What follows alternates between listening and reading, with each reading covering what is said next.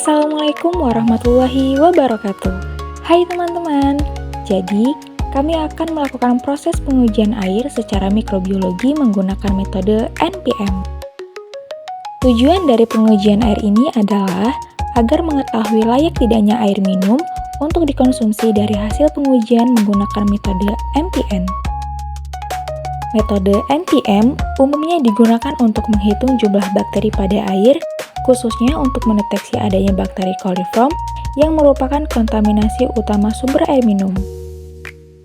Sebelum melakukan proses pengujian air secara mikrobiologi menggunakan metode NPM, kami menyiapkan alat dan bahan yang sudah disterilisasikan.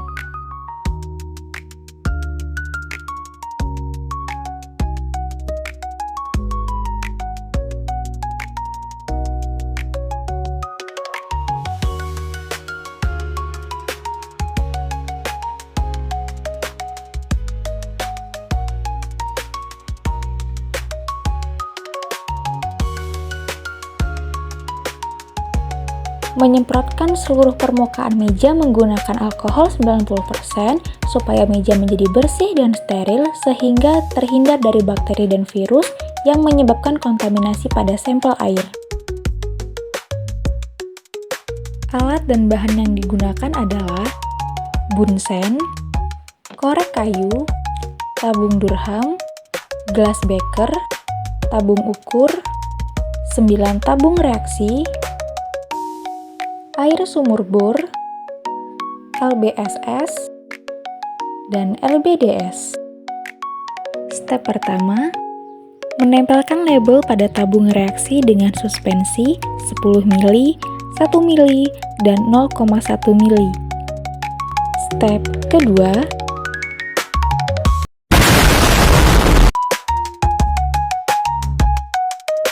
memasukkan tabung durham ke dalam 9 tabung reaksi secara hati-hati.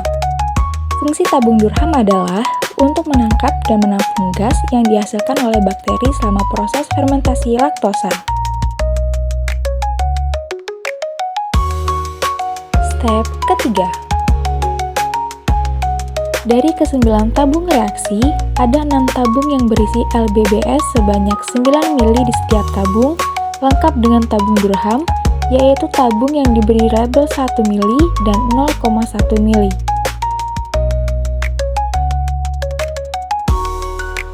Sedangkan 3 tabung lainnya berisi LBDS sebanyak 9 mili di setiap tabung, lengkap dengan tabung durham.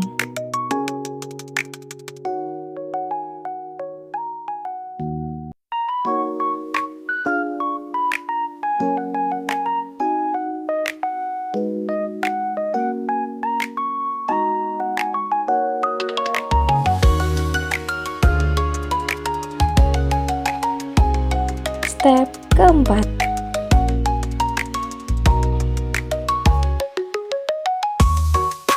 Memindahkan suspensi sampel air sumur bor sebanyak 10 mili ke masing-masing tabung seri pertama, yaitu 3 tabung LBDS.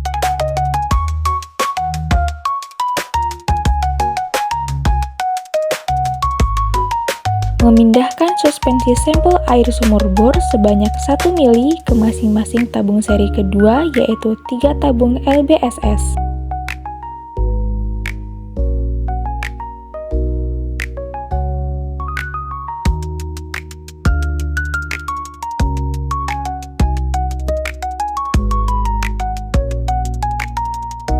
Memindahkan suspensi sampel air sumur bor sebanyak 0,1 mili ke masing-masing tabung seri ketiga, yaitu 3 tabung LBSS.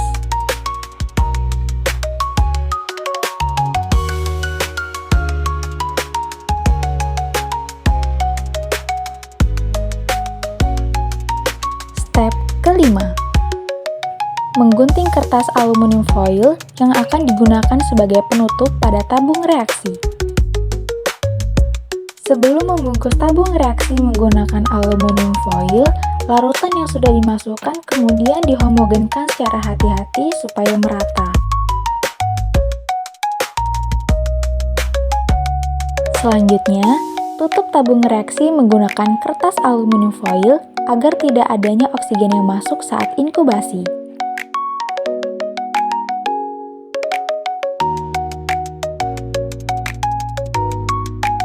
Ini adalah hasil dari campuran LBSS, LBDS, dan sampel air sumur bor yang siap diinkubasi. Step ke-6. Menginkubasi semua tabung menggunakan oven pada suhu 37 derajat Celcius selama 2 kali 24 jam atau 2 hari. A few moments later. Step ke-7. Mengambil tabung reaksi dari dalam oven yang sudah diinkubasi selama 2 hari. Proses inkubasi menyebabkan adanya perbedaan warna pada setiap tabung reaksi. Step ke-8. Menghitung banyaknya jumlah gelembung yang berada di dalam tabung Durham. Pada pengamatan larutan 0,1 mili dari ketiga tabung ini, kami menemukan 2 gelembung.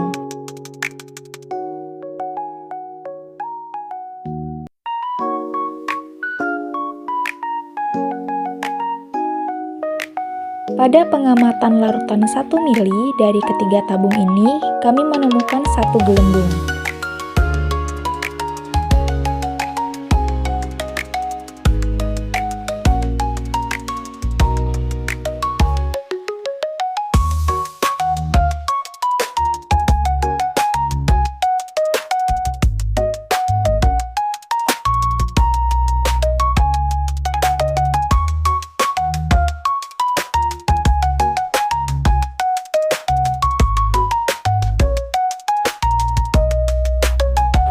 Pada pengamatan larutan 10 mili dari ketiga tabung ini, kami menemukan 3 gelembung.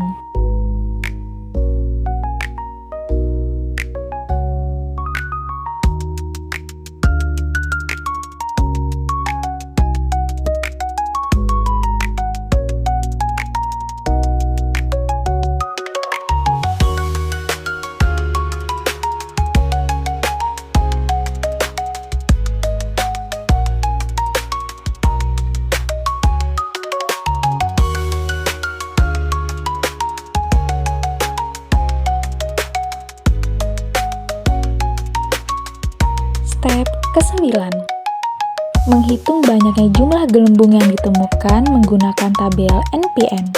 Jadi, apabila dihitung menggunakan tabel NPN, tabung 10 mili ditemukan 3 gelembung, tabung 1 mili ditemukan 1 gelembung, tabung 0,1 mili ditemukan 2 gelembung, indeks NPM per 100 mili yaitu 120, batas kepercayaan terendah yaitu 30, dan batas kepercayaan tertinggi yaitu 380. Apabila dibandingkan dengan air sumur lainnya, air sumur bor menempati posisi ketiga. Apabila diurutkan dari posisi pertama, air yang layak untuk diminum adalah air galon isi ulang dengan indeks per 100 mili yaitu 3.